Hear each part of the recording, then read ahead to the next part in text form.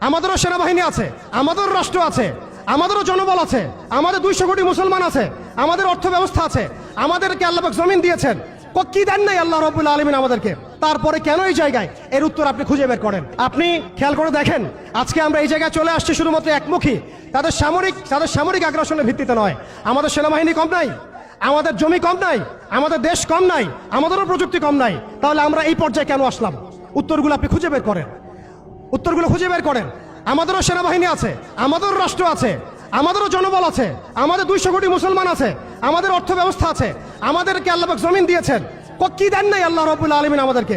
তারপরে কেন এই জায়গায়? এর উত্তর আপনি খুঁজে বের করেন। উত্তর হচ্ছে একটাই, উত্তর একটাই। আল্লাহ পাক কোরআনে বলেছেন, ইন তানসুরুল্লাহ ইয়ানসুরকুম। ভালো করে শুনেন, সূরা মুহাম্মদ পড়ে দেখবেন, ইন তানসুরুল্লাহ ইয়ানসুরকুম। তোমরা যদি আল্লাহকে সাহায্য করো তবেই আল্লাহ তোমাদেরকে সাহায্য করবেন।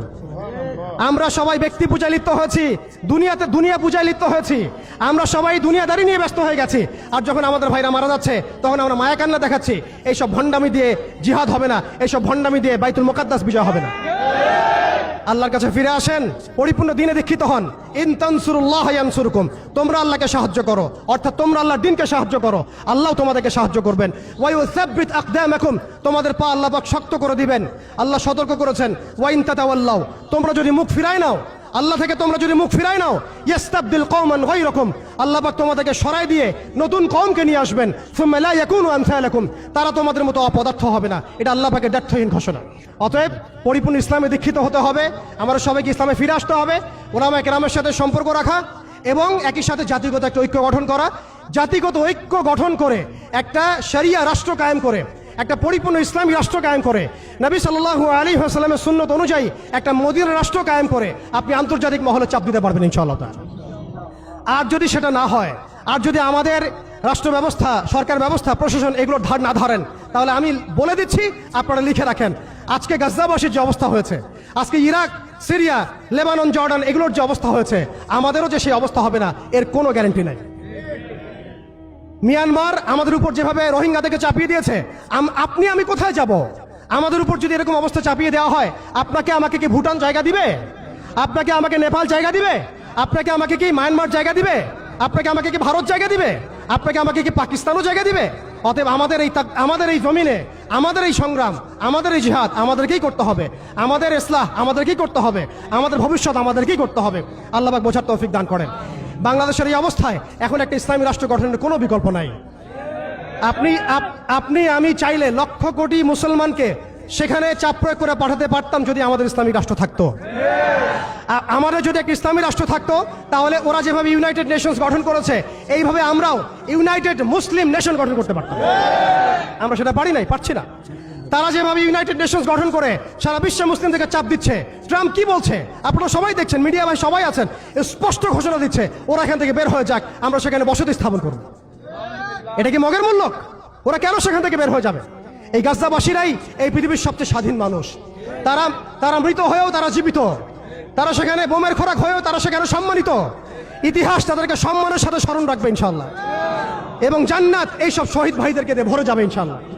হতভাগ্য আমরা দাসত্বের মধ্যে পড়েছি, মুনাফিকের মধ্যে পড়েছি, আমরা কিছু করতে পারছি না। দুঃখ তো আমাদের, দুর্দশা আমাদের। আমরা কালকে আমাদের মাঠে আল্লাহর সামনে কি জবাব দিব এর ঠিক ঠিকানা আমাদের নাই। এই জন্য আমি শুরুতে বলেছিলাম, ক্ষতির মধ্যে আমরা আছি, তারা নাই। আমরা যে পরিমাণ ক্ষতির মধ্যে আছি সেই পরিমাণ ক্ষতিতে তারা নাই।